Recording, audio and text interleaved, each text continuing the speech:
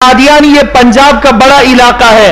انگریزوں نے جب ہندوستان میں قدم رکھا انہوں نے دیکھا کہ مسلمانوں کا عقیدہ بڑا مضبوط ہے اور جہاد پر یہ عقیدہ بڑا مضبوط ہے۔ اگر ہم اس قدم کو آگے بڑھاتے ہیں تو پھر جہاد ایک ایسا ذریعہ ہے جو ہماری حکومت کو ختم کر سکتا ہے۔ اس جہاد کے مسئلے میں اس امت محمدی کو الجھانا بہت زیادہ ضروری ہے۔ اسی لیے انہوں نے مرزا غلام احمد قادیانی کو کھڑا کیا اور کہا کہ تم یہ فتویٰ دو، پہلے تو مسائل پڑھو، مسائل میں امت کو الجھاؤ، پھر اس کے بعد آخر میں یہ فتویٰ دو کہ جہاد اسلام میں حرام ہے۔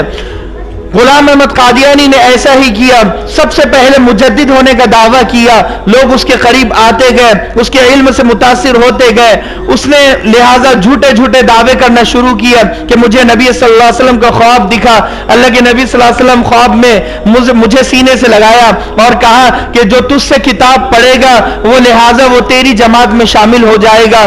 جھوٹے جھوٹے خواب لوگوں سے بیان کرنے لگا، عملیات کے ذریعے سے لوگوں کے علاج کرنے کے بہانے سے جب وہ آگے بڑھا، اب لہٰذا اس نے پھر مہدی ہونے کا دعویٰ کیا، پھر 10 سال کے بعد مسیح ہونے کا دعویٰ کیا، جب 40 سال کی عمر کو پہنچا تو اب اس نے نبی ہونے کا دعویٰ کیا۔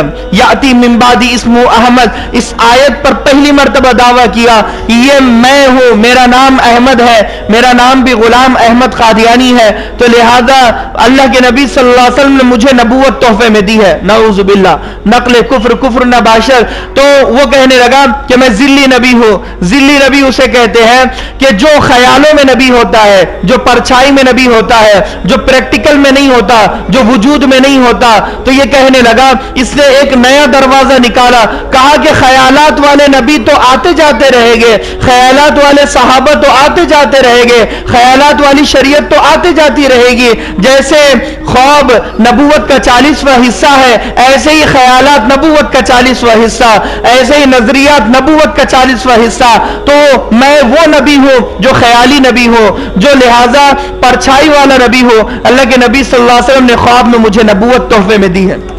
امت کا ایک بڑا طبقہ جب شروعات کی تو صرف 3000 لوگ اس کے بہکاوے میں آ چکے تھے۔ 20 سال کی محنت میں جب آگے بڑھا، اس کے شاگرد پھیلے اور یہ پھیلتے پھیلتے اس قدر پھیل گیا 40 لاکھ مسلمان اسے نبی مانتے ہیں۔ مرزا غلام احمد قادیانی کے بعد مرزا بشیر محمود جو اس کا بیٹا تھا، اس نے اس کام کو لے کر آگے بڑھا، اس نے 20 سال اس کام کو چلایا، پھر اس نے اپنے بڑی بری موت مرا ہے۔ غلام احمد قادیانی بھی اور اس کا بیٹا بھی مرزا ناصر کو تحفے میں اس کام کو دیا، اس نے 20 سال اس کام کو کیا ہے، آج بھی اس کا خاندان اس کام کو چلاتا ہے۔ نتیجتاً یہ ہے کہ پوری دنیا میں اگر مسلمانوں کا فیصد نکالا جائے، 40% اگر مسلمان ہوں گے، ان میں سے 10% مسلمان قادیانی کو نبی مانتے ہیں۔ اتنا بڑا امت کا طبقہ علم نہیں ہونے کی وجہ سے گمراہ ہو گیا، علماء کی صحبت سے ہٹا، صلحاء کی صحبت سے ہٹا، اپنا دماغ چلایا، اپنا نظریہ رکھا، اپنے دل سے آگے بڑھا، گمراہ ہو گیا۔ اس کی ایک کتاب ہے، ایک آخر میں بس تھوڑی سی بات بتاؤں گا۔ اس کی 3 کتابیں بڑی مشہور ہوئی۔ پہلی کتاب یہ ہے کہ آئینہ کمالات اسلام، صفحہ نمبر 564 پر اس نے پہلی مرتبہ گستاخی کی، کہنے لگا کہ رأیت فی منامی عین اللہ، کہ میں نے آج خواب میں اللہ کو دیکھا، اللہ تبارک و تعالی نے مجھے دیکھا اور اللہ تبارک و تعالی نے اس کائنات کو مجھے تحفے میں دے دیا۔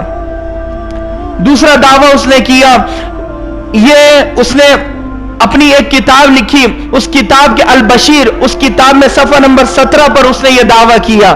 نعوذ باللہ، اس کے جو دعوے ہیں نقل کرنا مشکل ہے مگر امت صحیح مانتی ہے۔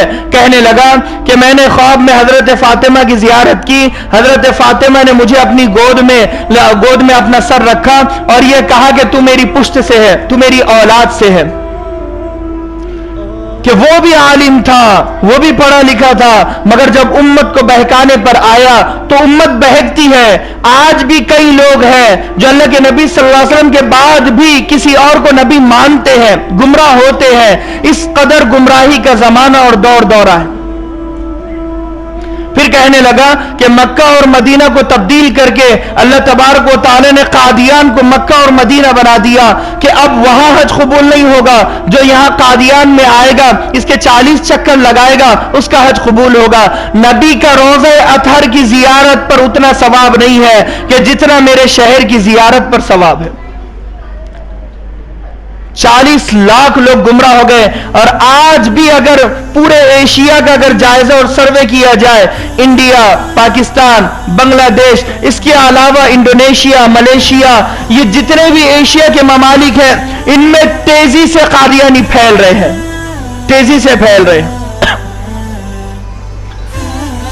تو لہذا صحابہ کی گستاخیاں تو الگ ہے، صحابیات کی گستاخیاں الگ ہے۔ اگر وہ سناتا بیٹھوں تو پورا دن گزر جائے کہ اس ملعون نے امت کو توڑا، اور توڑنے کا نتیجہ یہ ہوا کہ ایک بڑا طبقہ جہاد سے انکار آج بھی کرتا ہے۔ فائدہ انگریز کو ہوا ہے۔ تو ڈیوائیڈ اینڈ رول برابر کرتے ہیں، چلتے ہیں۔ اسی لیے اپنا عقیدہ مضبوط کرنا ضروری، اپنا اسلام مضبوط کرنا ضروری، اپنا عمل مضبوط کرنا ضروری۔ آج وہ زمانہ نہیں رہا کہ کوئی عالم ہاتھ پکڑ کر رہبری کرے گا امت کی۔ آج خود تمہیں آگے بڑھنا ہوگا، خود تمہیں فیصلہ کرنا ہوگا کہ کون سا راستہ صحیح ہے، کون سا راستہ غلط ہے۔ غلط سے بازار سجا ہوا ہے، اس غلط کے بازار میں صحیح کو تلاش کرنا ہے، اور اس حال میں تلاش کرنا ہے کہ وہ صحیح معنی میں صحیح ہو۔